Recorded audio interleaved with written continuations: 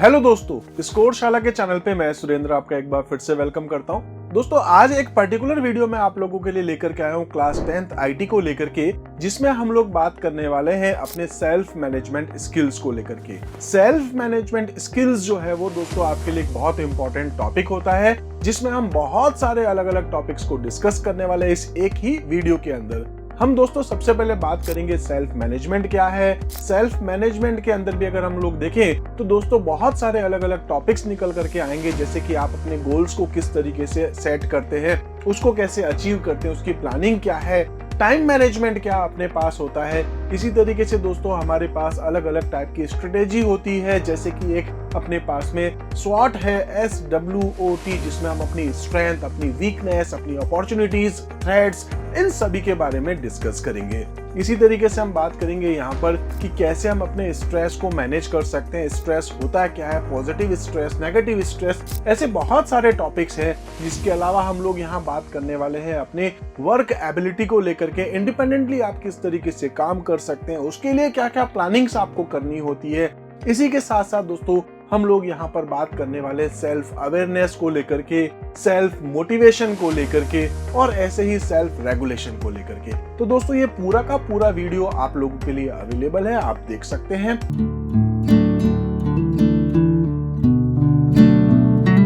Hello दोस्तों, score शाला के चैनल पे मैं सुरेंद्र आपका एक बार फिर से वेलकम करता हूं। दोस्तों आज हम लोग बात करने वाले हैं क्लास 10th के आईटी में अपने चैप्टर नंबर 6 को लेकर के। दोस्तों चैप्टर नंबर 6 जिसका नाम है अपने पास stress management and its technique, तो ये हम लोग बात करने वाले हैं अपने यूनिट 2 यानी कि दोस्तों सेल्फ मैनेजमेंट को लेकर के। तो सेल्फ मैनेजमेंट जो अपने पास है यूनिट 2 है, जो कि दोस्तों क्लास 10th के आईटी का एम्प्लॉयबिलिटी जो पार्ट है उसको अपन डिस्कस कर रहे हैं।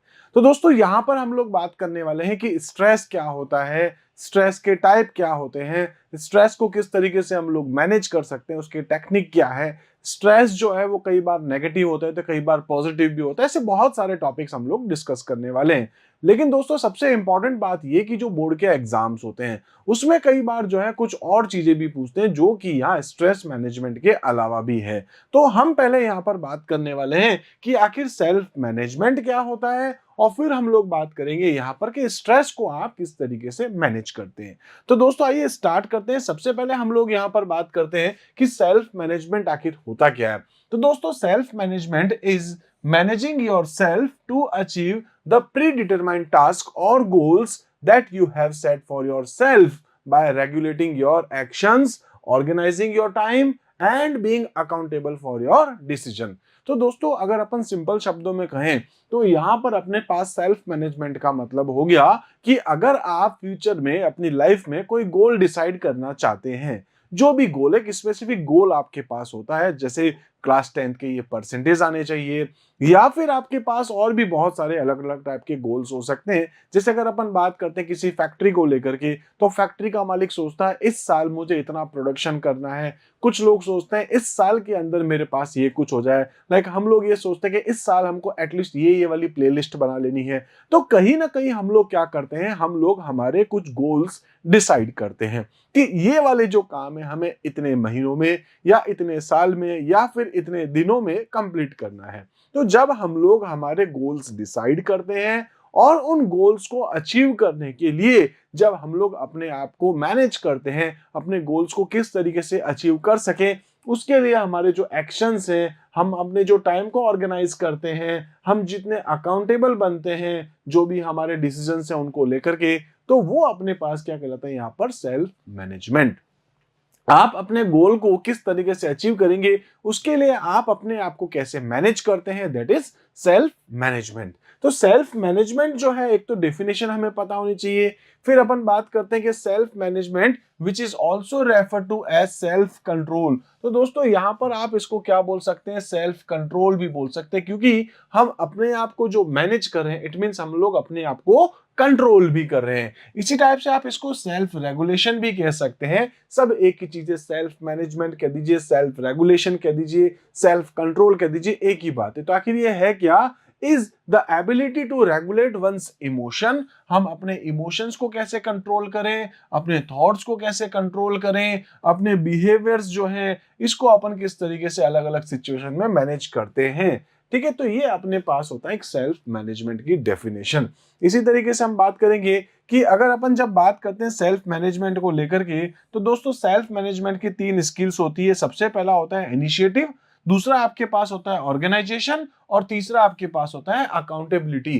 तो ये क्या है दोस्तों, इनिशिएटिव का मतलब क्या होता है कि जब आपको कोई काम दिया जाता है, जब भी हम कोई काम करना चाहते हैं, तो देखिए अगर आप अपने आप को मैनेज करना चाहते हैं, सेल्फ मैनेजमेंट में अगर हम लोग देखें, तो दोस्तों सबसे पहले क्या है, हम लोग अपने आप को इनिशिएटिव बनाना पड़ता है। इनिशिएटिव का मतलब क्या है, जैसे कि आपकी क्लास में अगर कोई टीचर आकर के कुछ काम कहता है, भाई ये काम करना है, कौन कर सकता है, बोर्ड डेकोरेशन को मान सकते हैं, असेंबली में अगर आपको जाकर के कुछ बोलना है, तो ये ऐसे बहुत सारे काम होते हैं। तो कई बार क्या होता है दोस्तों, हम बढ़ चढ़ करके आगे आते हैं, हम बोलते हैं यस मैं करने वाला हूँ, ये काम मैं कर सकता हूँ। ठीक है, तो आप इसका मतलब क्या है, एक इनिशिएटिव पर्सन है। किसी काम को जैसे ही कहा जाए, आप फटाक से एक्शन लीजिए कि ये काम मैं कर सकता हूँ। इट मीन्स क्या है, इनिशिएटिव। उसके बाद अपन बात करते हैं ऑर्गेनाइजेशन। ऑर्गेनाइजेशन का मतलब क्या होता है दोस्तों, कि आप किस तरीके से अपने उस टास्क को, अपने उस गोल को जो आपने डिसाइड किया, उसको कैसे आप अचीव करते हैं। तो उसके लिए आपको स्मार्ट स्ट्रेटेजी यूज कर सकते हैं। ठीक है, इसी तरीके से आप यहाँ पर और भी बहुत सारे अलग अलग तरीके हैं जिनको ध्यान में रखते हुए आप अपने आप को मैनेज करते हैं, आप अपने आप को ऑर्गेनाइज करते हैं। और लास्ट आपके पास आता है, दैट इज अकाउंटेबिलिटी। अकाउंटेबिलिटी का मतलब है कि वो काम जो आप कर रहे हैं, जिस तरीके से आपने अपने आप को मैनेज किया है, उन सभी की जो रेस्पॉन्सिबिलिटीज हैं, वो सब अब आपकी है, क्योंकि आप यहाँ पर वो पर्सन है जो इनिशिएटिव पर्सन है, जो सारी चीजों को मैनेज कर रहा है, ऑर्गेनाइज कर रहा है, और साथ में वो गोल जो आपने डिसाइड किया उसको अचीव भी करना है। तो हमको दोस्तों अकाउंटेबल भी बनना पड़ेगा, हमको ऑर्गेनाइज भी अपनी स्किल्स को इंप्रूव करना पड़ेगा, और अपने आप को इनिशिएटिव पर्सन भी बनाना पड़ेगा। तो इन्हीं को अपन पहले देखते हैं, उसके बाद स्ट्रेस मैनेजमेंट पे जाने वाले हैं।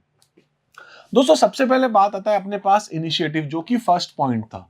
तो इनिशिएटिव का मतलब क्या हो गया, initiative means doing the right thing without being told what to do. अगर आपको कोई काम दिया जाए, ये काम आपको करना है, ओके मैं कर लूंगा, ठीक है, लेकिन कुछ लोग होते हैं जो कहते हैं अच्छा ये काम तो ठीक है, लेकिन कैसे करूं, मुझे कुछ पता नहीं, बहाने ढूंढते हैं काम नहीं करने के लिए। तो अगर आप काम करना चाहते हैं, तो सबसे पहले तो आपको बोलना पड़ेगा यस मैं ये काम कर सकता हूं, और फिर उसके बाद में आप जो है वो देखें कि यार क्या क्या प्रॉब्लम्स आ रही है, उसका सॉल्यूशन क्या है, वो आगे का प्रोसेस है। बट हाँ, मैं काम कर सकता हूं, मैं काम ही करना चाहता हूं, तो आपको पहले इनिशिएटिव पर्सन बनना पड़ेगा। Initiative requires one to believe in ones who कह सकते हैं ओन कैपेबिलिटी। तो सबसे पहले तो क्या है कि आपको अपनी कैपेबिलिटी पे भरोसा है, हाँ मैं ये काम कर सकता हूँ, and be strong to work, और आपको अपने काम को लेकर के स्ट्रांग होना पड़ेगा, even when faced with obstructions and disappointment भी कह सकते हैं। तो कई बार ऐसा होता है कि हम लोगों ने जो गोल डिसाइड किया है उसको अचीव करना थोड़ा हमारे लिए मुश्किल हो सकता है, बट कोई बात नहीं, आप जो भी प्रॉब्लम्स आएगी उसका सॉल्यूशन भी तो है, तो आप सॉल्यूशन भी देख सकते हैं। इट मींस क्या कह सकते हैं, initiative requires one to believe in one's own capability and be strong to work even when faced with obstructions and disappointment. ठीक है, तो आपको यहाँ पर इन चीजों को ध्यान रखना होता है। इसके बाद सेकंड नंबर पे आपके पास क्या आता है, ऑर्गेनाइजेशन स्किल्स। तो ऑर्गेनाइजेशन स्किल्स का मतलब क्या है कि ये ऐसी स्किल्स है आपके पास, is the ability to use your time. आप अपने टाइम को देखें, टाइम को यूज करें, अपनी एनर्जी को देखें, मतलब उसको भी आप किस तरीके से मैनेज करते हैं, और साथ में जो रिसोर्सेज हैं आपके पास उनको भी आप अच्छे से मैनेज कर सकते हैं। तो organisation skill is the ability to use your time, energy and resources efficiently कह सकते हैं, sorry effectively, to achieve the goals you have set for yourself. तो जो गोल्स आपने अपने लिए सेट कर रखे हैं उनको अचीव करने के लिए आपके पास जितना भी टाइम है, एनर्जी है, रिसोर्सेज है, उन सभी को एक इफेक्टिवली आप जो है वो यूज कर सकते हैं।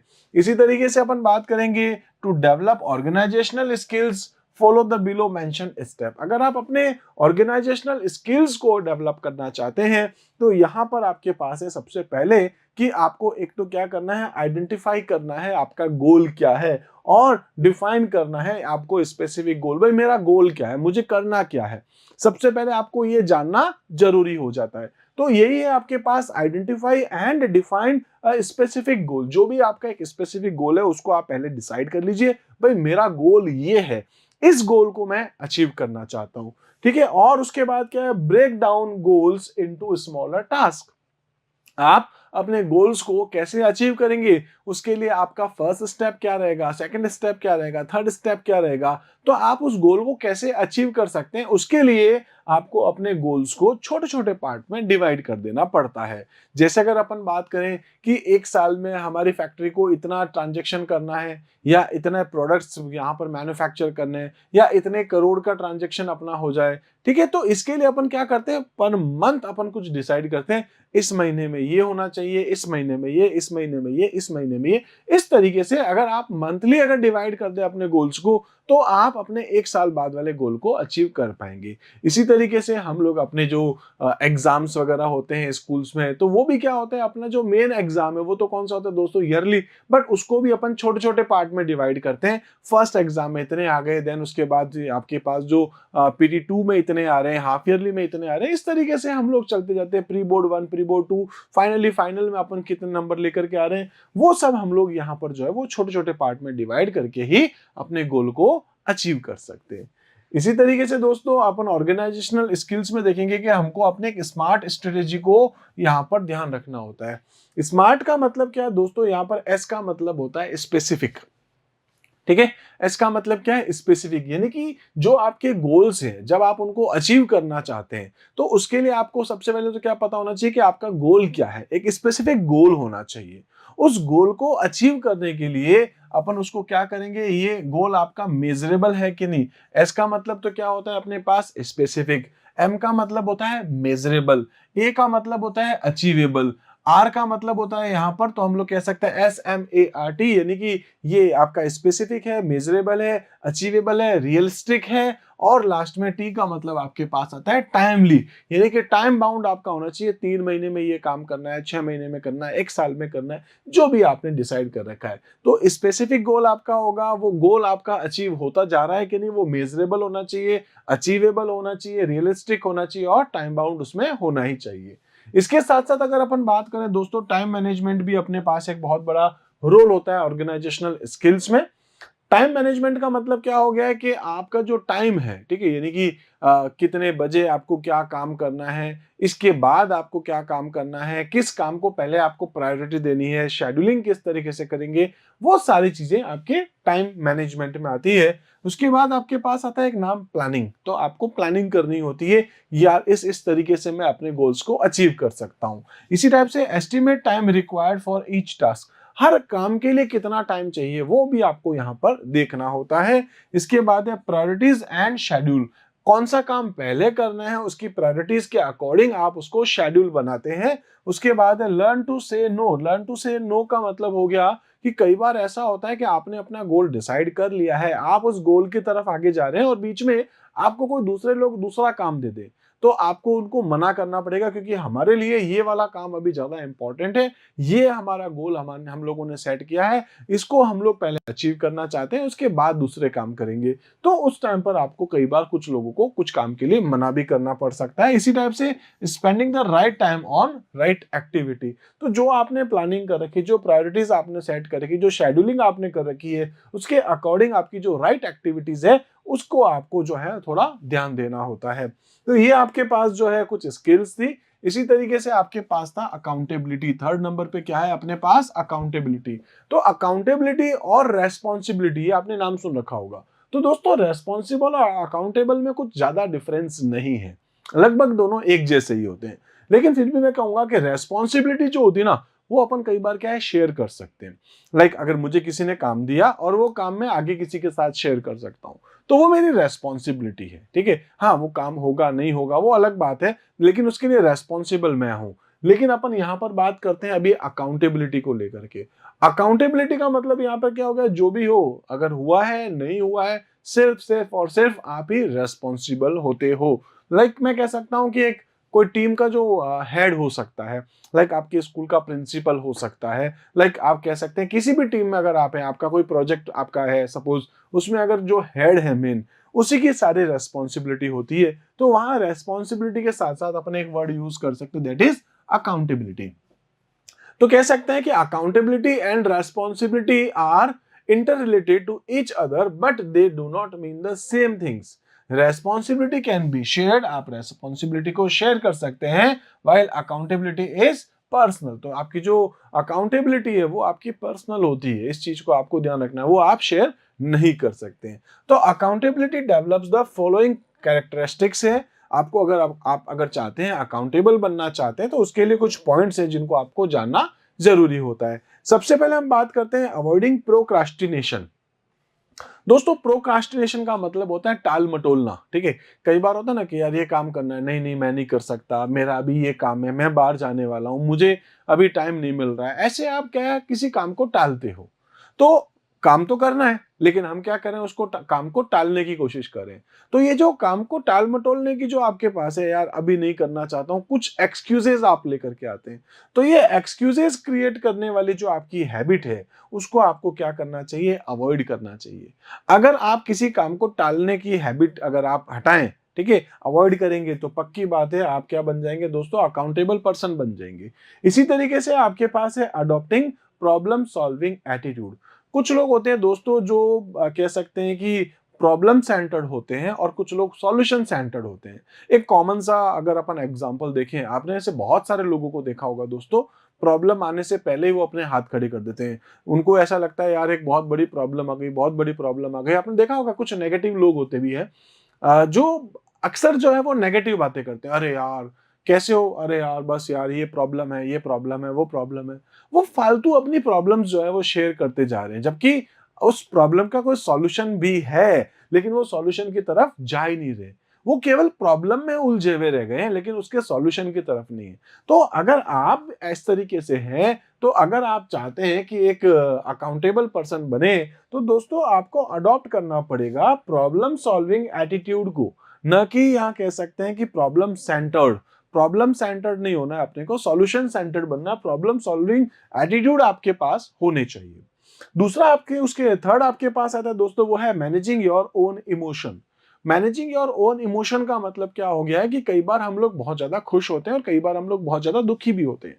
तो उस टाइम पर जो है आपको नॉर्मल रहना है। बहुत सारे लोग होते हैं, इनफैक्ट मैं भी हूं दोस्तों, आप भी होंगे। अपनी खुशी के टाइम पर ना हम लोगों को लगता है यार बस अब हमने दुनिया जीत ली, ठीक है। और जब दुखी होते तो लगता है यार क्या यार ऐसा है वैसा है पता नहीं क्या कुछ, ठीक है। तो उस टाइम पर क्या होता है कि अगर आप अकाउंटेबल पर्सन बनना चाहते हैं तो आपको अपने इमोशंस को कंट्रोल करना चाहिए।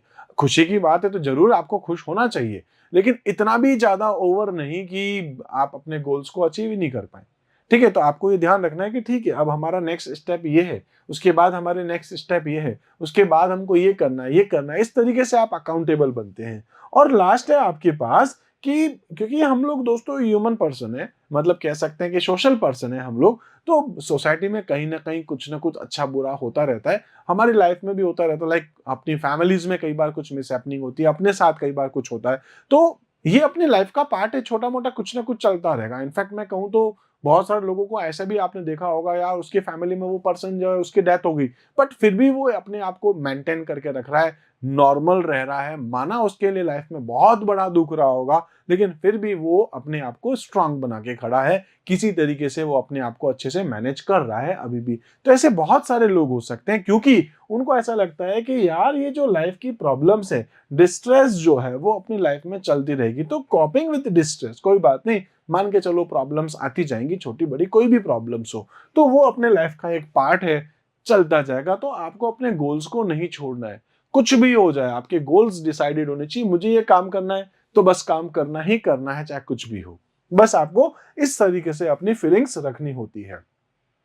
नेक्स्ट अगर अपन दोस्तों यहां पर बात करते हैं तो अपने पास आता है कि स्ट्रेस इज, अभी नेक्स्ट जो अपने पास टॉपिक था जिसे ये अपन ने डिस्कस कर लिया, अभी अपन जो यहाँ पर बात करने वाले हैं वो क्या है, स्ट्रेस को लेकर। क्या आखिर स्ट्रेस है क्या, जो कि मेन चैप्टर अपना है स्ट्रेस और उसके मैनेज करने की टेक्निक को लेकर के।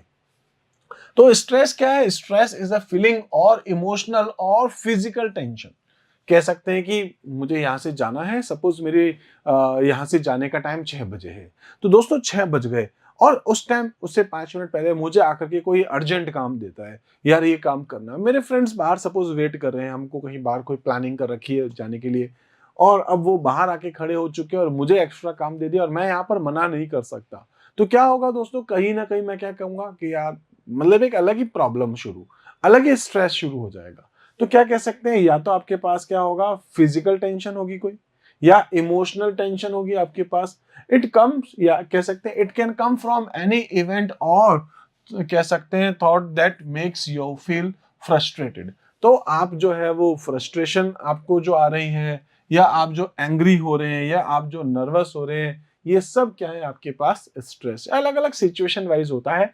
आप एंग्री, गुस्सा आ रहा है, इसका मतलब कुछ ऐसी सिचुएशन है। आप फ्रस्ट्रेट हो रहे हैं, आप नर्वस हो रहे हैं, तो ये सब क्या कराएंगे आपके पास में स्ट्रेस कहलाएंगे। अपन एग्जांपल भी देख सकते हैं, you are too close to the exam but feel unprepared. तो आपके एग्जाम्स आ गए हैं, ऑब्वियस है इन दिनों में अपन देखते हैं जब एग्जाम्स अपने आते हैं तो एग्जाम के टाइम पर, बिल्कुल लास्ट टाइम पर अपन को ऐसा लगता है मुझे तो कुछ आता ही नहीं है। तो इसका मतलब है क्या, आप स्ट्रेस में हो, आप वहां पर नर्वस हो रहे हो, आपको बहुत कुछ आता है बट फिर भी आपको लग रहा है यार भाई मेरे को तो कुछ आता ही नहीं है। ठीक है। इसी तरीके से नेक्स्ट अगर अपन बात करते हैं स्ट्रेस को लेकर के, stress causing agents are known as stressor. Stressor जो है वो क्या है, स्ट्रेसर का मतलब क्या है, वो आपके पास में कह सकते हैं कि कारण जिनकी वजह से आपको स्ट्रेस हो रहा है। इस चीज को ध्यान रखना दोस्तों, स्ट्रेस कॉजिंग एजेंट्स, ठीक है, are known as stressor which can be, कह सकते हैं सेल्फ इंड्यूस्ड और एक्सटर्नल। ठीक है। तो ये आपके पास जो है ऐसी कुछ सिचुएशन जिसकी वजह से आपके सामने स्ट्रेस आ रहे हैं, इसको क्या बोलते हैं अपन, स्ट्रेसर। ठीक है। इसी तरीके से कह सकते हैं सम फैक्टर्स दैट कैन, कह सकते हैं कि कंट्रीब्यूट टू स्ट्रेस आर, किस किस वजह से आ सकते हैं, जैसे कह सकते हैं थ्रेट्स, अगर कोई किसी को थ्रेट दे रहा है तो ऑब्वियस है दोस्तों वहां पर क्या होगा, अपने पास स्ट्रेस आएगा। कुछ डेंजरस सिचुएशन हो सकती है, स्ट्रेस होगा। इसी टाइप से अपन कह सकते हैं इरेशनल डिमांड्स हो सकती है, भाई हमारे पास कुछ है नहीं, हमसे डिमांड ऐसी कर ली गई है, स्ट्रेस होगा। ठीक है। इसी टाइप से अपन कह सकते हैं सोसाइटल और पीयर प्रेशर होगा, तो भी स्ट्रेस होता है ना। ऐसी चीजें ये कॉमन है, हम लोग देखते हैं ये सारी चीजें। इसी टाइप से कह सकते हैं अनरियलिस्टिक गोल्स हैं, जो गोल्स आपने डिसाइड किए लेकिन वो पूरे नहीं हो सकते हैं, तो वो भी आपके पास क्या, आपको स्ट्रेस देगा। इसी तरीके से कह सकते हैं कि एक्सपेक्टेशंस जो है आपको किसी के साथ, और वो एक्सपेक्टेशन फुलफिल नहीं हो रही है, पूरी नहीं हो रही है, तो भी आपको वहां पर स्ट्रेस होती है।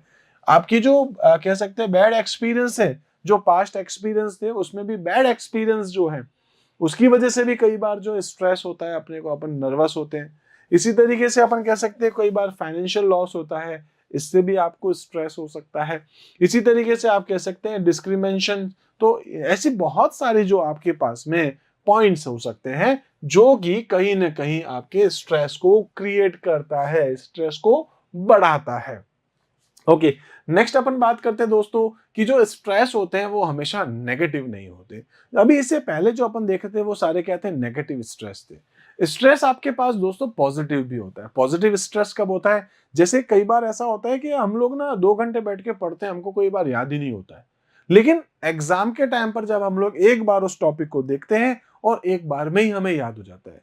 हम एक टाइम पर पढ़ करके बहुत सारी चीजें समझ सकते हैं जो कि हम बहुत बार देखने के बाद में भी वो चीजें समझ में नहीं आती।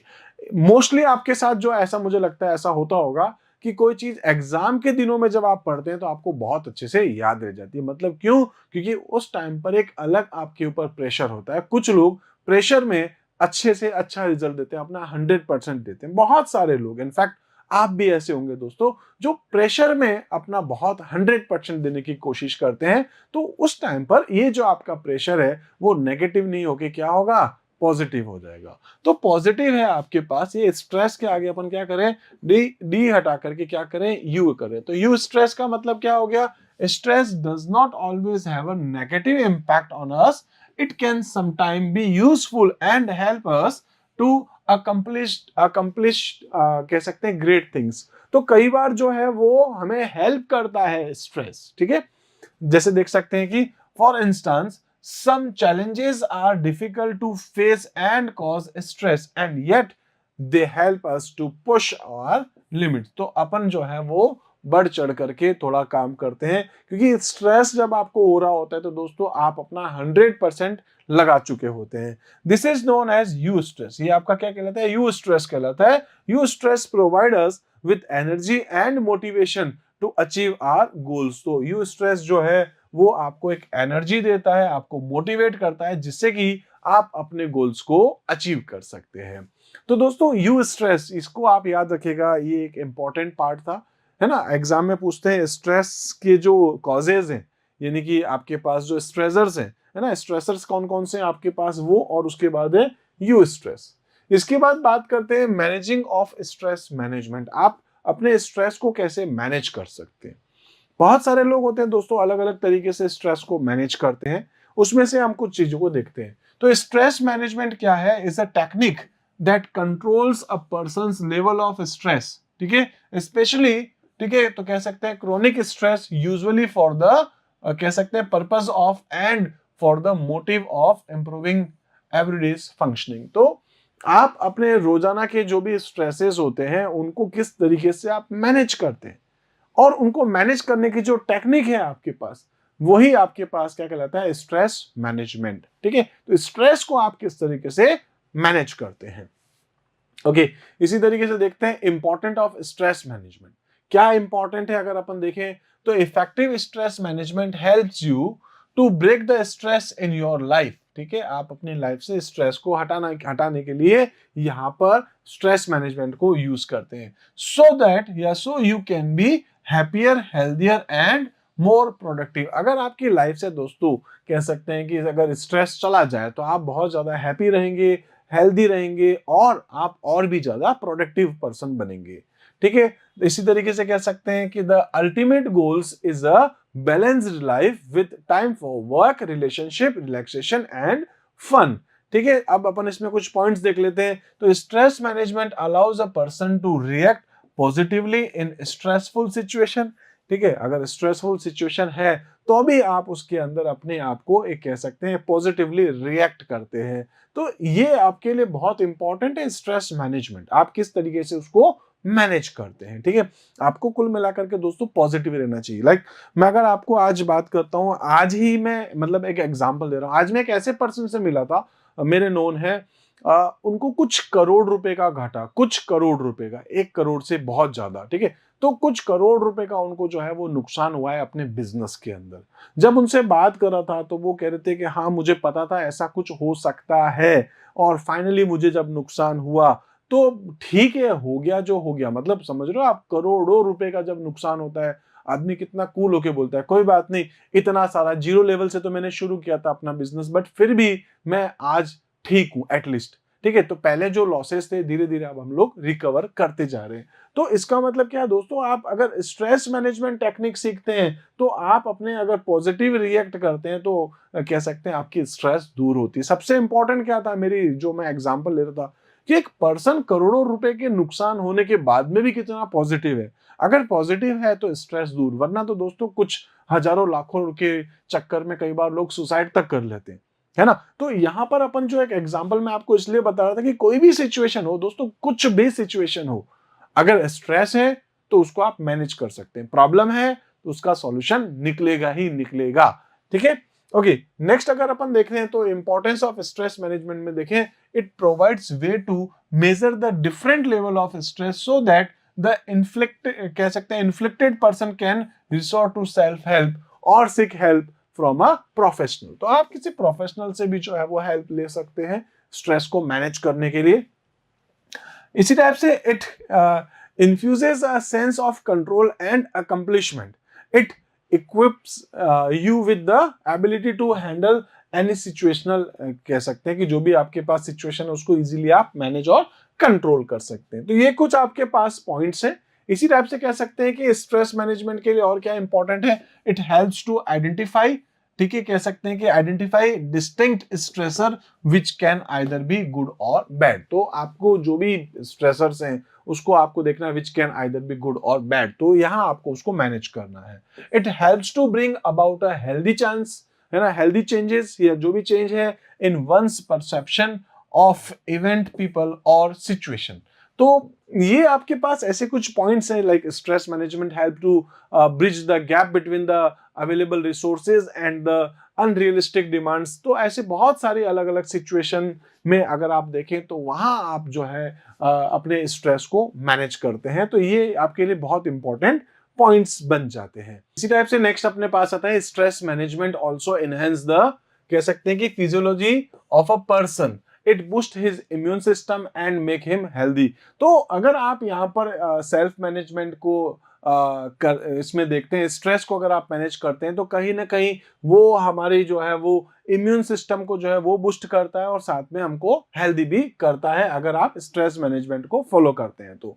इसी टाइप से कह सकते हैं it emphasize on a balance diet, sound sleep and exercise. तो ये इन सबको बैलेंस भी करता है, हमारी डाइट को, हमारे साउंड स्लीप को और हमारे एक्सरसाइज को। तो ऐसे कुछ पॉइंट्स हैं जो कि हमारे लिए स्ट्रेस मैनेजमेंट को लेकर के इंपॉर्टेंस रखते हैं। इसी तरीके से दोस्तों नेक्स्ट अपन बात करते हैं स्ट्रेस मैनेजमेंट टेक्निक को लेकर के, कौन कौन सी टेक्निक होती है। आपके एग्जाम में जो पूछा जाएगा दोस्तों वो आता है stress management technique. Stress management technique आखिर कौन कौन सी होती है? तो स्ट्रेस मैनेजमेंट में अगर अपन देखें तो अपने पास क्या आता है, सबसे पहले टाइम मैनेजमेंट। ठीक है, proper time management is one of the most effective stress relieving technique. तो आपको सबसे पहले तो क्या है कि भाई लास्ट टाइम पर जाके, इससे पहले अपन पहले से ही प्रिपेयर रहे उस सिचुएशन के लिए। तो आप कह सकते हैं जैसे कि यार मेरे लास्ट टाइम पर अपन बोलते हैं यार मेरे इतने परसेंट आने थे, इतने आए नहीं। अब वो पर्सन जो है वो स्ट्रेस में जा रहा है तो कोई मतलब नहीं है, क्योंकि आपने जब आपके पास टाइम था तो आपने कुछ किया ही नहीं। तो सबसे इंपॉर्टेंट क्या है, टाइम मैनेजमेंट। जो गोल्स आपने डिसाइड किए हैं उन गोल्स को अचीव करना चाहते हैं तो आपको क्या करना पड़ेगा, अपने टाइम को मैनेज करना पड़ेगा, जिससे कि आप लास्ट टाइम पर प्रेशर को मैनेज नहीं करें।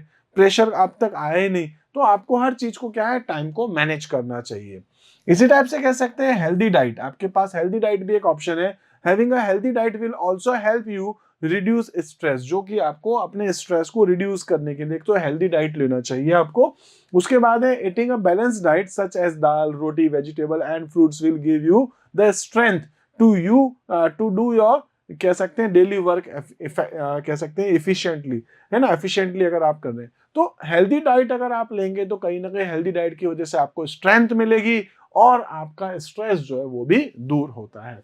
इसी टाइप से नेक्स्ट अगर अपन देखें तो yoga, physical exercise and fresh air. तो ये भी अपने पास है। बहुत सारे लोग जो है वो योगा करते हैं दोस्तों, जिससे कि उनका स्ट्रेस लेवल कम हो, या अपन कह सकते हैं कि वो कुछ फिजिकल एक्सरसाइज करते हैं लाइक जिम वगैरह जाकर के, या घर पे ही अपनी कुछ एक्सरसाइज करते हैं, या फिर अपन कह सकते हैं फ्रेश एयर। कई बार ऐसा होता है फ्रस्ट्रेशन होती है तो हम बाहर अकेले में जाते हैं, खुले में जाते हैं, एक अच्छी हवा हमको मिलती है तो वो भी हमारे लिए जो है वो कह सकते हैं स्ट्रेस को मैनेज कर सकती है। तो एक टेक्निक है आपके पास। Healthy lifestyle is essential for student. Stress is generally lower in people who maintain a healthy routine. ठीक है, doing yoga, meditation and deep breathing exercise help in proper blood circulation and relax the body. तो आपकी body को relax करता है, blood circulation को normal करता है, मतलब अच्छा करता है, और आपके पास जो है वो ये yoga, meditation, deep breathing exercise ये सब आपको सपोर्ट करती है। इसी टाइप से कह सकते हैं even talking a walk or even taking a walk or playing in the park will help you get a lot of fresh oxygen. तो गार्डन में खेलने जा सकते हैं आप, जो है वो कोई नेचर वॉक कर सकते हैं, ठीक है, जिससे कि आपका जो स्ट्रेस है वो भी कम होता है। तो जनरली बहुत सारे लोग ऐसे करते हैं, जब स्ट्रेस फील करते हैं तो कहीं वो बाहर घूमने निकल जा चुके हैं, ठीक है, तो नेचर वॉक करना है, दोस्तों के साथ खेलने जा सकते हैं आप लोग, गाने सुन सकते हैं, आप एक्सरसाइज कर सकते हैं। ऐसे बहुत सारी टेक्निक अपन डिस्कस कर रहे हैं। इसी टाइप से आप कह सकते हैं कि आपके पास पॉजिटिविटी आपके पास होनी चाहिए। तो focusing on good things and stay positive. किसी भी सिचुएशन में आपको हमेशा क्या रहना चाहिए दोस्तों, पॉजिटिव रहना चाहिए। For example instead of feeling upset over a scoring, ठीक है, लेस इन द टेस्ट। तो किसी एग्जाम में अगर आपके नंबर कम भी आए हैं तो कोई इश्यू नहीं, try to maintain a positive attitude and look at way to improve the next time. तो आ गए, अगर नंबर आपके कम भी आ गए तो कोई बात नहीं, अब देखो कहाँ कमी रह गई थी हमसे, उसके बाद आप जो नेक्स्ट एग्जाम जो आपके आएंगे तो आप पॉजिटिव एटीट्यूड के साथ वापस पढ़ाई करें, नेक्स्ट एग्जाम में आपके मार्क्स और अच्छे आ सकते हैं। तो पॉजिटिविटी आपके अंदर होनी चाहिए। इसी टाइप से स्लिप, तो कई बार तो ये भी होता है ना दोस्तों, नींद ही पूरी नहीं होती, उसकी वजह से भी आपके स्ट्रेस जो है वो रहता है। तो कह सकते हैं we should get a good night sleep for at least 7 hours so that your brain and body get recharged to function better the next day. तो कई बार जो है अच्छी नींद लेने से भी आपके स्ट्रेस जो है वो कम होते हैं, और अगर आपकी नींद अगर पूरी हो रही है दोस्तों तो वहां पर जो है आपकी बॉडी जो है वो अच्छे से रिचार्ज हो जाती है, आपका जो दिमाग है वो रिचार्ज हो जाता है, और आप जो है नेक्स्ट डे एक अच्छा फील करते हैं और अच्छी तरीके से आप काम कर सकते हैं। इसी टाइप से holidays with family and friends से आप अपने दोस्तों के साथ जो है वो बाहर जा सकते हैं, फैमिली मेंबर्स के साथ बाहर जा सकते हैं, घूम सकते हैं, जिससे कि आपका स्ट्रेस जो है वो और कम होता है। इसी टाइप से कह सकते हैं टेकिंग नेचर वॉक, तो आप नेचर वॉक ले सकते हैं जिससे कि आपको जहां अच्छा लगे नेचर्स की ब्यूटी देखने के लिए, कहीं आप बीच पे जा सकते हैं या आप कहीं पहाड़ों पे जा सकते हैं, जहां भी आपको गार्डन में जाना है कहीं पर भी आप जाएं, तो उससे भी क्या होता है आपका जो स्ट्रेस है वो मैनेज हो जाता है।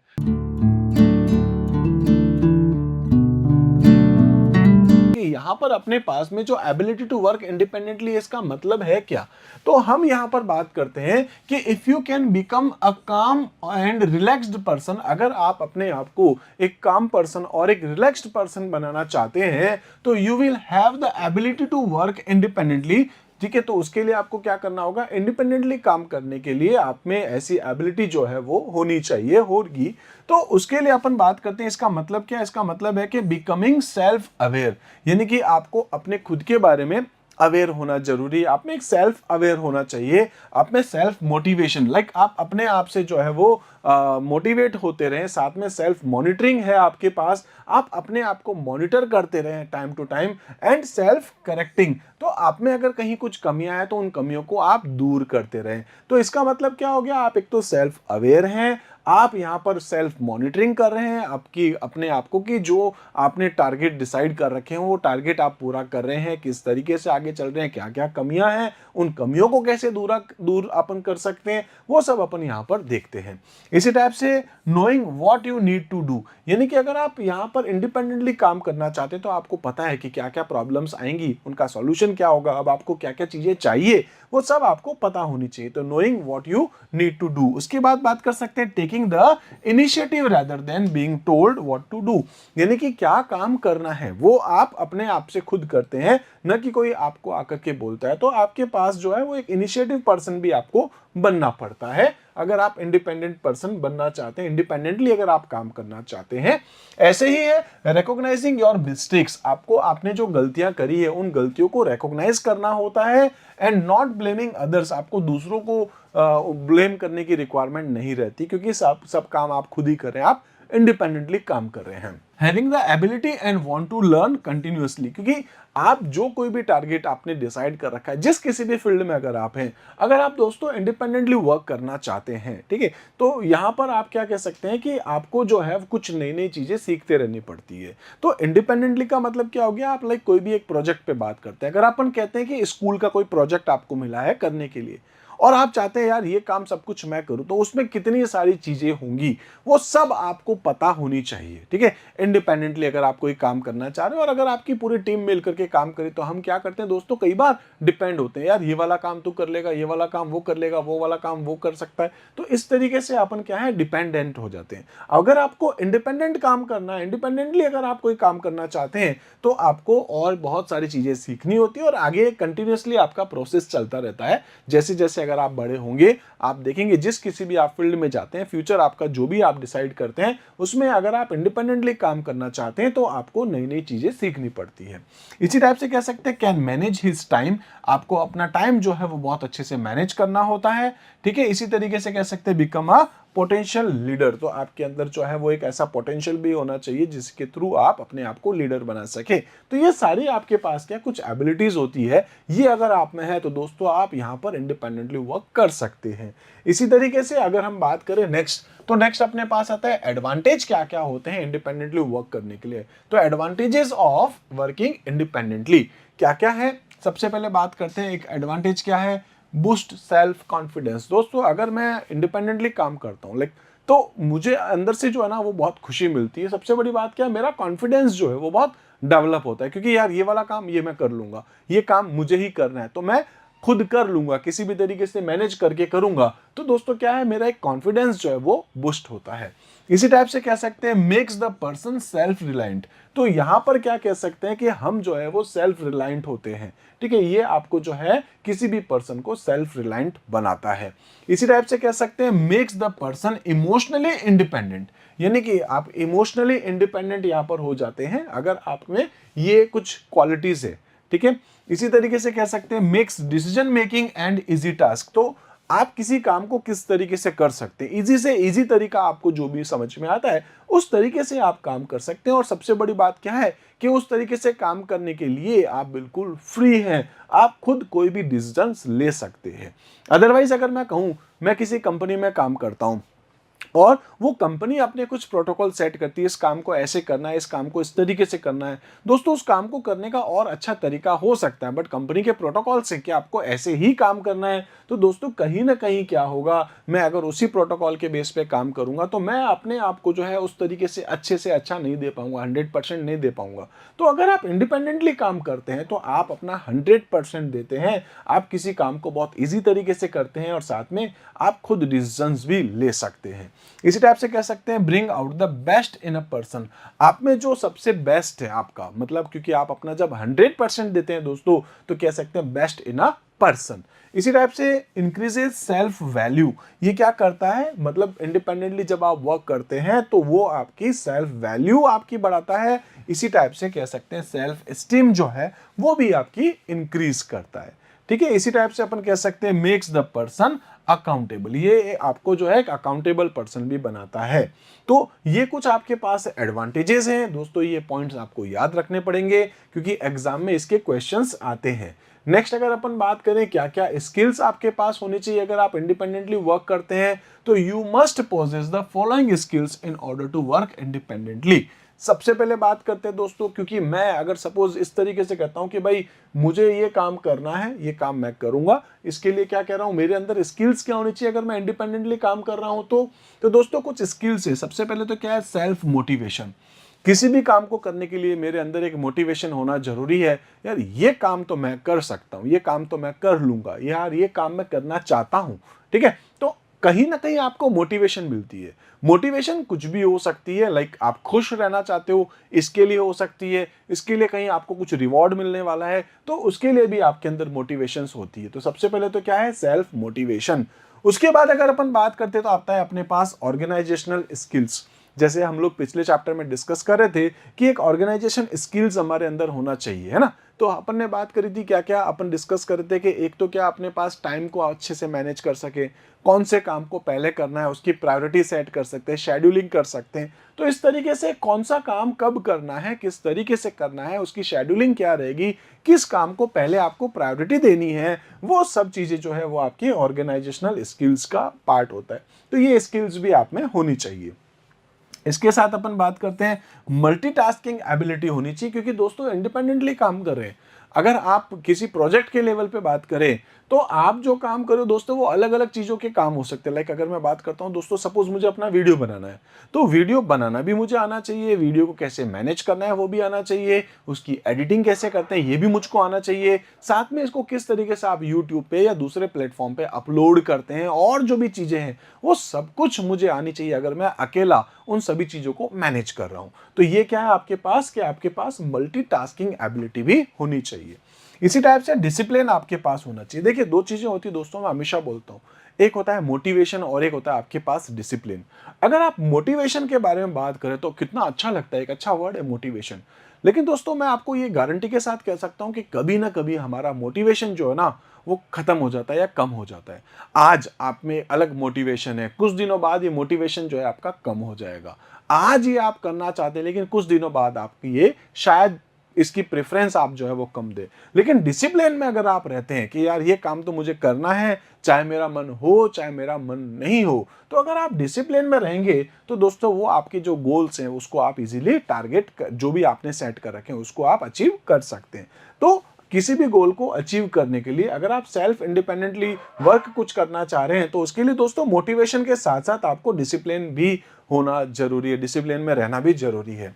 उसके बाद क्या आता है, कम्युनिकेशन स्किल्स, क्योंकि दोस्तों सभी काम हमको कर रहे हैं तो हमको बहुत सारे लोगों के साथ कम्युनिकेट भी करना पड़ेगा। तो कम्युनिकेशन स्किल्स भी हमारी बहुत अच्छी होनी चाहिए। इसके बाद अपन बात करते हैं वो आता है अपने पास रिसोर्सफुलनेस, यानी कि मैं बात करता हूं सपोज मेरी कोई फैक्ट्री है और फैक्ट्री के अंदर जो भी काम मुझे करना, लाइक फर्नीचर की शॉप है, तो कितने सारे रिसोर्सेज होते हैं वो सारे अपने पास होने चाहिए तभी अपन कुछ काम कर पाएंगे। लाइक अगर मैं कहता हूं लाइक मेरे को फर्नीचर पे काम करना है, मुझे टेबल बनानी, तो टेबल बनाने से रिलेटेड लाइक मुझे वुड तो चाहिए लेकिन वुड के साथ साथ और कितनी सारी चीजें मुझको चाहिए, है ना।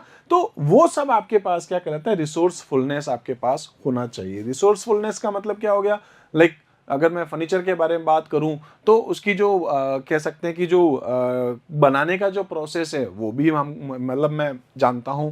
इसके साथ साथ मार्केट में उसको किस तरीके से बेचना है वो भी मुझे पता है, उसका ट्रांसपोर्टेशन और उसकी जो डॉक्यूमेंटेशन सभी चीजें अपने को पता होनी चाहिए। तो वो रिसोर्सफुलनेस आपका कहलाएगा अगर आप इंडिपेंडेंटली वर्क करते हैं तो। इसी टाइप से दोस्तों नेक्स्ट है how to become self reliant. ठीक है, सेल्फ रिलायंट का मतलब क्या, आत्मनिर्भर आप किस तरीके से बनना चाहते हैं, क्योंकि सारे काम जब मुझे करने तो सारा काम मैं खुद मैनेज करूंगा, सेल्फ रिलायंट मुझे बनना पड़ेगा। तो सेल्फ रिलायंट बनने के लिए आप में एक तो सेल्फ अवेयरनेस होनी चाहिए, सेल्फ मोटिवेशन होना चाहिए और साथ में सेल्फ रेगुलेशन भी होना चाहिए। मतलब मैं कह रहा हूं दोस्तों कि अगर मैं आत्मनिर्भर बनना चाहता हूं, जो भी चीजें हैं वो सब मैं खुद ही करूं, अपने लेवल पे करूं, इंडिपेंडेंटली करूं, तो दोस्तों सेल्फ अवेयरनेस, मुझे अपने बारे में पता होना चाहिए कि मेरी वीकनेस क्या है, मेरी स्ट्रेंथ क्या है, मैं अलग अलग सिचुएशन में किस टाइप से अपने आप को रिएक्ट करवाता हूँ। गुस्सा आ जाता है मुझे कई बार, या मैं बहुत ज़्यादा खुश हो जाता हूँ, उसमें भी मुझे काम करना पसंद नहीं। मैं बहुत ज़्यादा दुखी हूँ, उसमें भी मुझे काम करना पसंद नहीं। किस तरीके से अगर मैं अपने रिएक्शंस वगैरह देखूँ तो उस सिचुएशन में हो सकता है मैं अपने गोल्स को अचीव कर पाऊँ, नहीं कर पाऊँ, तो उन सबको मुझे मैनेज भी करना है। तो यहां पर क्या आता है, एक आता है सेल्फ अवेयरनेस। सेल्फ अवेयरनेस दोस्तों अपन बात करेंगे दो तरीके से होता है। एक तो आप इंटरनली खुद को देखते, ठीक है, मतलब मेरी वीकनेस क्या है मुझे पता है, मेरी स्ट्रेंथ क्या है मुझको पता है, मतलब मैं अपने आप को किस तरीके से महसूस करता हूं वो मुझे पता है हर सिचुएशन वाइज। और एक होता है भाई दूसरे लोग मेरे बारे में क्या सोच रहे हैं सेल्फ अवेयरनेस में, है ना। यार वो मेरे बारे में क्या सोच रहा होगा, वो मुझे किस तरीके से जज कर रहा है, वो मुझे किस तरीके से जज कर रहा है। तो बात तो मेरे बारे में हो रही है, मैं अपने अपने आप को अवेयर कर रहा हूं अलग अलग सिचुएशन वाइज। तो यहां पर क्या हो रहा है अपने पास में कि भाई एक तो था मैं और एक दूसरे लोग मुझे किस तरीके से रिएक्ट करवा रहे हैं। ठीक है, तो वो मतलब दूसरे लोग जो है वो किस तरीके से मुझको यहाँ देख रहे हैं, मैं उनके बारे में यहाँ अपने आप को अवेयर करवा रहा हूँ। तो self awareness same to same दोस्तों आपके पास सेल्फ मोटिवेशन भी होता है। सेल्फ मोटिवेशन भी आपके पास दो टाइप के होंगे, मैं आपको बताऊंगा, वो भी इंटरनल और एक्सटर्नल ही है। यहाँ पर अपन इंट्रिंसिक और एक्सट्रिंसिक बोलेंगे, जिसका मतलब क्या हो गया, एक तो कोई काम करने के लिए मुझे अंदर से खुशी मिलती है, यार ये काम तो मुझे करना है, लाइक मुझे गार्डनिंग का शौक है तो मेरे को ये काम तो करने ही करने, ठीक है, इसके लिए मुझे अच्छा लगता है, मैं बहुत खुश रहता हूँ, मुझे खेलना पसंद है। ठीक है, तो खेलना पसंद है मतलब क्या, आपको इंटरनली मोटिवेशन मिलती है, मैं और अच्छा खेलूं, मैं और अच्छा खेलूं। एक होता है कुछ लोग इसलिए खेलते हैं क्योंकि वो अच्छा खेलेंगे तो कहीं ना कहीं टीम में सिलेक्शन हो जाए। वो अच्छा इसलिए खेलते हैं क्योंकि जब वो अच्छा खेलेंगे तो उनको कुछ अवार्ड मिल जाए या उनकी गवर्नमेंट जॉब लग जाए। जैसे आपको शायद पता होगा कि गवर्नमेंट जॉब भी कई बार जो है स्पोर्ट्स कोटे से लगती है।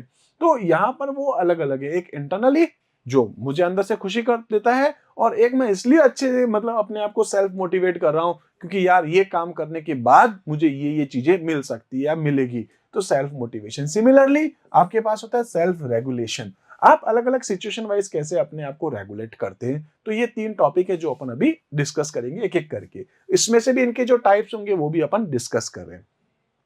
दोस्तों सबसे पहले अपने पास आता है यहाँ पर जो है सेल्फ अवेयरनेस। सेल्फ अवेयरनेस का मतलब क्या हो गया, means being aware of your personality. आप अपनी पर्सनैलिटी को लेकर के अवेयर होते हैं। उसके बाद है इंक्लूडिंग योर स्ट्रेंथ, आप अपनी स्ट्रेंथ को लेकर के अवेयर होते हैं। ठीक है, इसी टाइप से कह सकते हैं कि आप अपनी वीकनेस को लेकर के अवेयर होते हैं, अपने थॉट्स को लेकर के अवेयर होते हैं, अपने बिलीव्स को लेकर के अवेयर होते हैं और अपने इमोशंस और मोटिवेशंस को लेकर के भी आप अवेयर हैं। तो ये आपके पास क्या कहलाता है, सेल्फ अवेयरनेस, जिसमें आप इन सभी चीजों को लेकर के अवेयर होते हैं। अब बात करते हैं सेल्फ अवेयरनेस के अंदर ही कि ये अलाउ करता है, allows you to understand other peoples how they perceive you, और कह सकते हैं your attitude and your responses. उनको किस तरीके से दूसरे लोग जो है वो परसीव करते हैं। तो ये इसको समझने के लिए भी आपके पास क्या है, सेल्फ अवेयरनेस है। अब सेल्फ अवेयरनेस जो है मैं आपसे कह रहा था कि ये आपके पास फिर से अलग अलग टाइप के होंगे। इससे पहले अपन बात करते हैं, it is important to be self awareness because it influences our personal development. ये हमारे पर्सनल डेवलपमेंट को भी इन्फ्लुएंस करता है सेल्फ अवेयरनेस। इसके साथ बात करेंगे, when you are self aware you are more confident, innovative and empathetic. तो आप यहाँ पर जो है वो बहुत कॉन्फिडेंट रहते हैं, इनोवेटिव पर्सन रहते हैं, एम्पैथेटिक पर्सन रहते हैं। ये और ज्यादा आप में जो है क्वालिटी इंक्रीज होती है अगर आप अपने आप को जानते हैं, अपनी कमियों को, अपने थॉट्स, अपने बिलीव्स, अपनी वीकनेस, अपनी स्ट्रेंथ, अपने इमोशंस, इन सबको अगर आप पहचानते हैं, इन सभी को आप जानते हैं। ओके, बात करते हैं टाइप्स कौन कौन से होते हैं। एक आपके पास होता है दोस्तों इंटरनल सेल्फ अवेयरनेस, और दूसरा आपके पास कौन सा है, एक्सटर्नल सेल्फ अवेयरनेस। दो टाइप के अवेयरनेस आपके पास है। इसमें भी अगर अपन देखें तो सेल्फ अवेयरनेस के अंदर अगर अपन बात करते हैं इंटरनल को लेकर के, इंटरनल का मतलब क्या हो गया, this type of self awareness represents how we see our value, हम हमारी वैल्यू जो है उनको समझें, ठीक है। तो how we see our values, हमारे जो कह सकते हैं कि पैशंस और कह सकते हैं एस्पिरेशंस, हमारे थॉट्स, हमारी फीलिंग्स, हमारे बिहेवियर, हमारी स्ट्रेंथ, हमारी weakness and there impact on other. हम हमारे जो ये सारी चीजें हैं, हमारी वीकनेस, स्ट्रेंथ, बिहेवियर, ये जो भी, ये हम इन सभी चीजों के बारे में जब समझते हैं तो क्या कहलाता है, ये इंटरनल, भाई जो हमारे अंदर है, जिसके बारे में हम उसके ऊपर जिस पे हमारा कंट्रोल चल सकता है, वो सब अपने क्या है, सेल्फ अवेयरनेस होते हैं। इसी टाइप से अगर अपन बात करें तो अपने पास एक और आता है जिसको क्या बोलते हैं, एक्सटर्नल। एक्सटर्नल का मतलब क्या हो गया, this type of self awareness requires understanding how other people perceive us, मतलब मैं ये सोचता हूं वो मेरे बारे में क्या सोच रहा होगा, इस तरीके से मैं अपने आप को अवेयर करता हूं। दूसरे लोग मुझे किस तरीके से परसीव करते हैं, दूसरे लोग मुझे किस तरीके से समझते हैं, मैं जो उनको चीजें समझा रहा हूं, मैं जो अपनी बात कर रहा हूं, क्या सामने वाले को समझ में आ रही है। इस तरीके से जब अपन दूसरे वालों के बारे में सोच के अपने आप की अवेयर करते हैं, वो आपके पास क्या कहलाता है, एक्सटर्नल सेल्फ अवेयरनेस। इसी तरीके से अपन बात करते हैं नेक्स्ट, तो अपने पास आता है सेल्फ मोटिवेशन। जैसे पहला क्या था, सेल्फ अवेयरनेस, दूसरा क्या है आपके पास, सेल्फ मोटिवेशन। सेल्फ अवेयरनेस दोस्तों दो टाइप का था, इंटरनल और एक्सटर्नल। इसी तरीके से जो सेल्फ मोटिवेशन है, ये फिर आपके पास दो टाइप का होगा, इंटरनल और एक्सटर्नल, जिसको अपन इंट्रिंसिक और एक्सट्रिंसिक पढ़ेंगे अभी।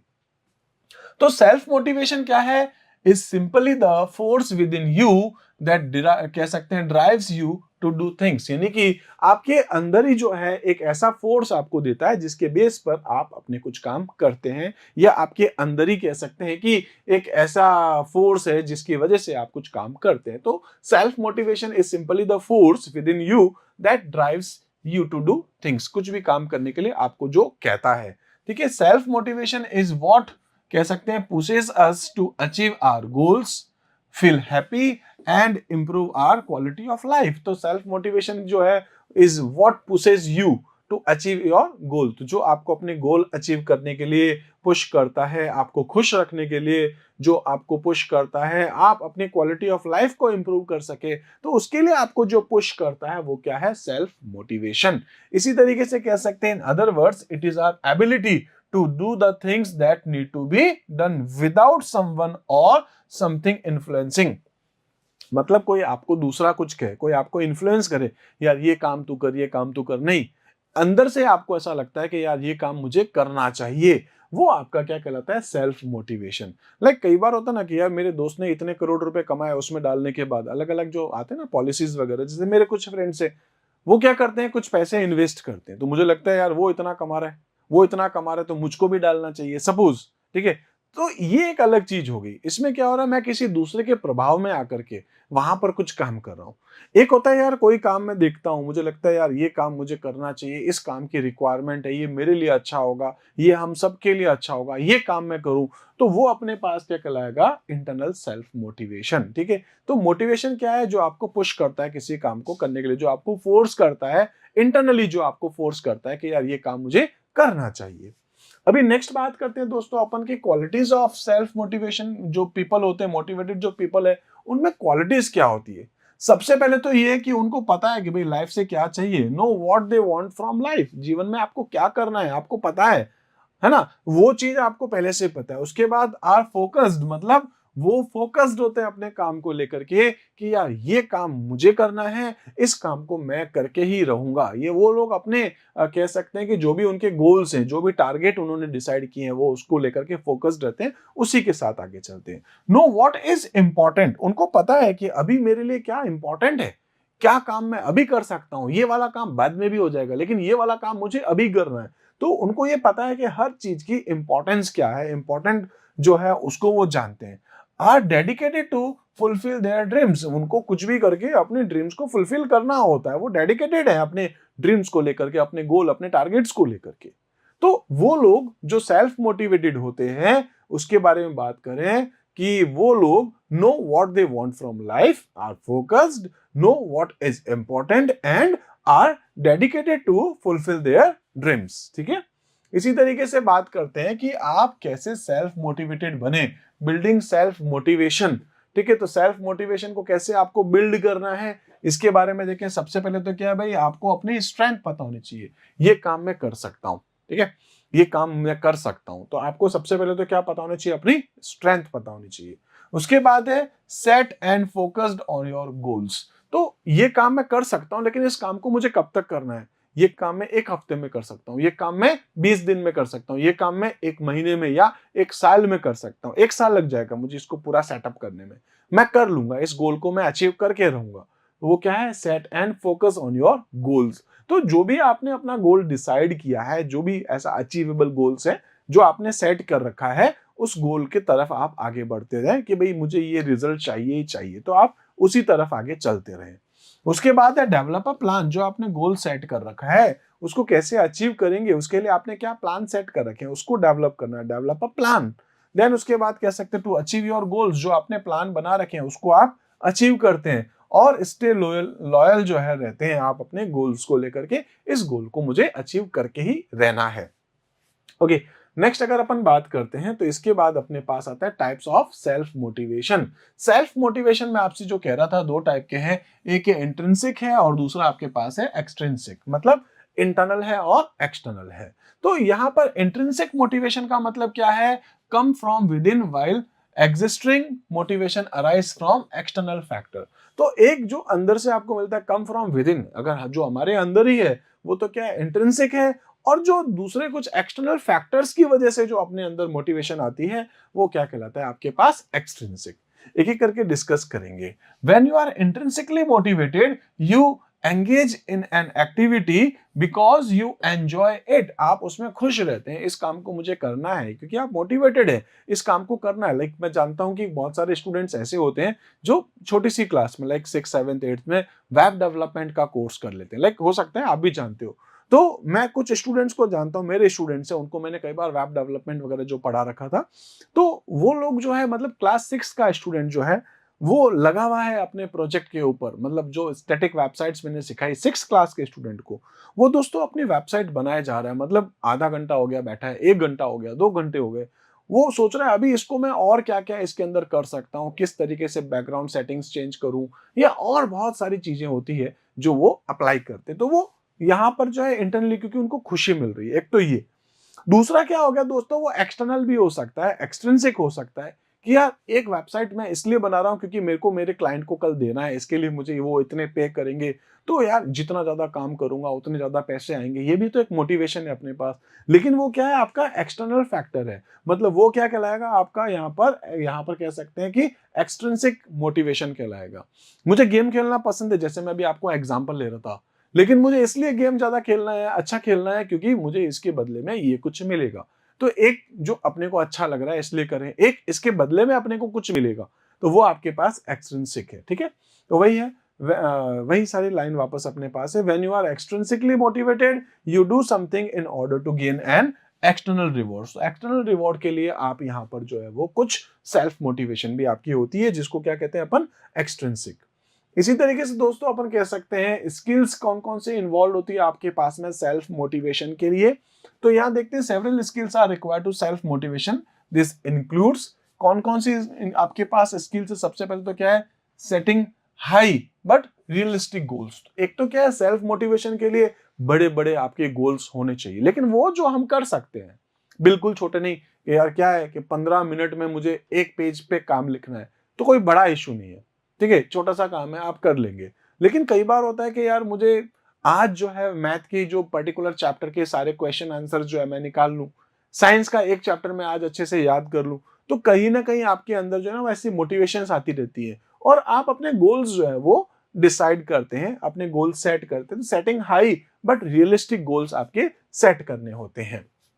उसके बाद जो आपने गोल सेट कर रखे हैं, taking an appropriate level of risk, looking at, कह सकते हैं कि constant feedback in order to improve. तो आपने जो अपने गोल सेट कर रखे हैं, उस गोल्स की तरफ आप आगे चलते जाएं। उसके साथ साथ कुछ एप्रोप्रिएट लेवल की रिस्क भी आपके साथ रहती है, क्योंकि आपने जो गोल्स डिसाइड किए हैं, ठीक है। और साथ में उसका जो फीडबैक है वो भी आप देखते रहें, क्या क्या आप उसमें इंप्रूव करते जा रहे हैं वो भी आप देखते रहें। इसके साथ साथ है बीइंग कमिटेड टू पर्सनल और ऑर्गेनाइजेशनल गोल्स। तो आपके जो भी पर्सनल गोल है या जो भी ऑर्गेनाइजेशनल गोल है, उसके से आप जो है आपको कमिटेड रहना पड़ता है, ताकि आप उन गोल को अचीव कर सकें। और इसी के साथ कह सकते हैं कि आपको जो भी अपॉर्चुनिटी मिलती जाती है, उसको आप यूटिलाइज कर सकते हैं। तो यूटिलाइजिंग अपॉर्चुनिटीज, तो ये आपके पास जो है ऐसी स्किल्स होती है सेल्फ मोटिवेशन के लिए। ओके, नेक्स्ट देखते हैं कि आपके पास कुछ और भी पॉइंट्स हैं, जैसे कि continuing to pursue goals despite setback. अगर आपको यहाँ पर जो है कई बार असफलताएं मिलती है जीवन में ना, अपन कई बार कुछ गोल्स डिसाइड करते हैं और गोल आपके अचीव नहीं हो पाते हैं, तो कोई बात नहीं, नहीं हुआ है, अब और कोशिश करते हैं। तो उसके लिए आपको कंटिन्यू जो है वो करते रहना चाहिए उस गोल को अचीव करने के लिए। मतलब एक टारगेट सेट करा, उस टारगेट तक भी नहीं हुआ, कोई बात नहीं, थोड़े दिन और सही, लेकिन आप प्रयास करते रहे, आप मेहनत करते रहे। तो कई बार आपके जीवन में जो है ऐसी कुछ सेटबैक्स भी आते हैं, तो उसके बावजूद भी आप जो है वो अपने गोल्स को लेकर के कंटिन्यू परस्यू करते रहे। इसी के बाद है motivated individuals are capable to motivating others. जो मोटिवेटर जो आपके पास इंडिविजुअल्स हैं, वो जो है वो दूसरों को भी मोटिवेट करते हैं। तो इस तरीके की स्किल्स भी अपने अंदर होनी चाहिए। दिस कैन बी पर्टिकुलरली कह सकते हैं कि इंपॉर्टेंट इन लीडरशिप रोल्स। तो ये जो आपके पास जो स्किल्स हैं, इससे आपके अंदर जो एक लीडरशिप की जो स्किल्स है, लीडरशिप जो रोल है आपका, वो भी आपका जो है वो इम्प्रूव होता है। तो ऐसी क्वालिटीज हमारे अंदर भी होनी चाहिए कि हम खुद भी मोटिवेटेड रहें और दूसरों को भी मोटिवेटेड करते रहें। सिमिलरली दोस्तों, बात करते हैं सेल्फ रेगुलेशंस को लेकर के, क्योंकि अभी एक अपने पास था सेल्फ अवेयरनेस, दूसरा अपने पास था सेल्फ मोटिवेशन, और थर्ड अपने पास क्या है, सेल्फ रेगुलेशन। तो सेल्फ रेगुलेशन का मतलब क्या है? Self regulation is the ability to understand and manage your reaction to the things happening around you. आपके आसपास जो भी चीजें होती है, उनको लेकर के आप कैसा रिएक्ट करते हैं। कई बार बहुत अच्छा होता है, कई बार बहुत बुरा होता है, कई बार आपको गुस्सा आता है, कई बार आप बहुत खुश रहते हैं। तो हर सिचुएशन में आपके आसपास जो कुछ भी हो रहा है, उन चीजों को लेकर के आप किस तरीके से रिएक्ट करते हो, ये अपने पास है सेल्फ रेगुलेटिंग या सेल्फ रेगुलेशन। तो कह सकते हैं developing this ability requires self awareness, emotional intelligence, इसी टाइप से कह सकते हैं एफिशिएंट फिल्टरिंग ऑफ सेंसरी।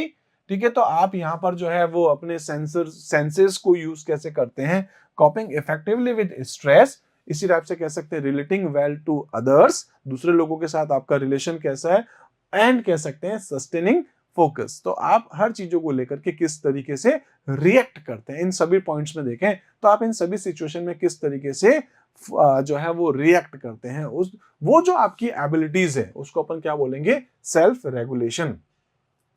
इसी टाइप से कह सकते हैं कि self regulation involves being able to, क्या क्या इन्वॉल्व्स करता है जिसकी वजह से अपन सेल्फ रेगुलेशंस को समझ रहे हैं। यहाँ पर self regulations involves being able to control reactions to emotional या इमोशंस लाइक फ्रस्ट्रेशन और एक्साइटमेंट। तो इन चीजों को आप कैसे कंट्रोल करते हैं, अपने फ्रस्ट्रेशन को लेकर के, अपने एक्साइटमेंट को लेकर के। इसके बाद coming down after something exciting और अपसेटिंग हैपेंस। तो कई बार ऐसा होता है कि आप बहुत ज्यादा एक्साइटेड हो जाते हैं, कई बार आप बहुत ज्यादा अपसेट हो जाते हैं। तो ऐसी सिचुएशन में आप अपने आप को कैसे काम डाउन कर सकते हैं।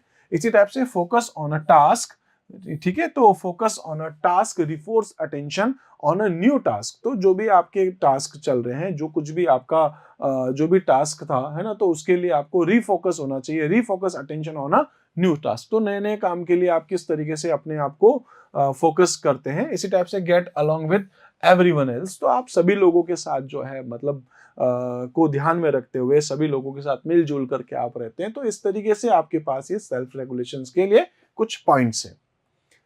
इसी टाइप से इंपॉर्टेंस क्या है सेल्फ रेगुलेशन को लेकर के, तो self regulation helps people to behave in socially acceptable ways. तो सेल्फ रेगुलेशन क्या है, जो कि ये बताता है कि सोसाइटी किस तरीके से आपको एक्सेप्ट करती है, उस तरीके से आप अपने काम करें। It endues them with the ability to control impulses. तो कई बार आपको गुस्सा भी आ जाता है, उसको आप किस तरीके से कंट्रोल करते हैं, ऐसी जो फैसिलिटीज या ऐसी जो आपकी स्किल्स हैं वो आपको यहाँ पर सेल्फ रेगुलेशंस में देखने को मिलती है। तो बेसिकली क्या है कि सेल्फ रेगुलेशन की इंपॉर्टेंस क्या है कि आप अपने आप को जिस तरीके से लोगों के साथ अपन सोसाइटी में रहते हैं, सोसाइटी का जो रहने का जो तरीका है उस तरीके से अपन रहें, और साथ में आप अपने इम्पल्सेस, अपने जो गुस्से को, अपने कह सकते हैं कि अपने जो आवेग है उसको कंट्रोल कर सकते हैं, है ना। इसी टाइप से it helps people in making friends. आप बहुत सारे अपने दोस्त बना सकते हैं सेल्फ रेगुलेशन के बेस पे, क्योंकि आपको पता है कि अलग अलग सिचुएशन में कैसे आपको रिएक्ट करना होता है। Self regulation allow children to share toys and express emotions, ठीक है। तो आप कह सकते हैं कि सेल्फ रेगुलेशंस के बेस पे अगर अपन देखें तो childrens to share toys and express emotions like joy, anger in an appropriate manner. तो वो कितने खुश होते हैं, कितना उनको गुस्सा आता है जब वो अपने टॉयज वगैरह शेयर करते हैं। तो उस टाइम पर अपन यहाँ देखें तो सेल्फ रेगुलेशन अपने लिए बहुत इंपॉर्टेंट होता है। ओके, इसी तरीके से अगर अपन नेक्स्ट बात करते हैं कंक्लूजन क्या निकला है, तो दोस्तों मैं आपको ये कहूंगा, चैप्टर का नाम क्या था? चैप्टर का नाम था आपके पास में कि किस तरीके से आप इंडिपेंडेंटली वर्क करते हैं, तो आप में क्या क्या एबिलिटीज होनी चाहिए, जिसके लिए अपन ने क्या देखा था? एक था self awareness, self awareness internal और एक्सटर्नल था। सेल्फ मोटिवेशन इंट्रिंसिक और एक्सट्रिंसिक था। और इसी तरीके से अपन बात करते हैं सेल्फ अवेयरनेस। सेल्फ अवेयरनेस यानी कि आप अलग अलग सिचुएशन में अपने आप को किस तरीके से मैनेज करते हैं, कंट्रोल करते हैं। तो कंक्लूजन क्या है? We can say that the fundamental of being independent are the ability to work on your own with minimal direction, आप कह सकते हैं, confidence, self awareness, self motivation and self regulation. इन सभी को आपको मैनेज करना होता है। It teaches you how to respond to the difficulties and challenges that you might face in your everyday life. तो आपकी एवरीडे लाइफ में जो भी आपकी प्रॉब्लम्स आती है, लाइक कुछ डिफिकल्टीज हैं, कुछ चैलेंजेस हैं, उसको किस तरीके से आपको रेस्पॉन्ड करना होता है। तो यही अपने पास जो है कंप्लीटली अगर अपन बात करें तो इस चैप्टर में कुछ था। तो इस तरीके से दोस्तों आज तो हम लोग एक बार इतना ही देखते हैं, एक छोटा सा चैप्टर अपन ने डिस्कस किया है, आगे और कुछ चैप्टर्स लेकर के आएंगे, अपन बात करते हैं। तो अभी अपना जो है वो खत्म हो चुका है, जिसमें हमने बात करी थी कि कैसे अपन अपने आप को सेल्फ मैनेज करते हैं। यूनिट 3 अपने पास आएगी दोस्तों, जो अपने पास है आईसीटी स्किल्स, यानी कि उसमें हम बात करेंगे कि इंफॉर्मेशन एंड कम्युनिकेशन टेक्नोलॉजी क्या है, किस तरीके से हम लोग उसके जो दूसरे जो पार्ट है, जिसमें एक में हम लोग बात करेंगे कि हमारे कंप्यूटर के हार्डवेयर एंड सॉफ्टवेयर को कैसे मैनेज करते हैं, है ना, उसका मेंटेनेंस कैसा है, फाइल एंड फोल्डर को हम लोग कैसे मैनेज करते हैं, प्रोटेक्शन यानी कि आप एंटीवायरस सॉफ्टवेयर और उसके कुछ फीचर्स जो हैं वो हम लोग डिस्कस करेंगे, जो हमारे क्लास 10th के सिलेबस में है। तब तक के लिए आप मेरे साथ जुड़े रहिए। Thank you.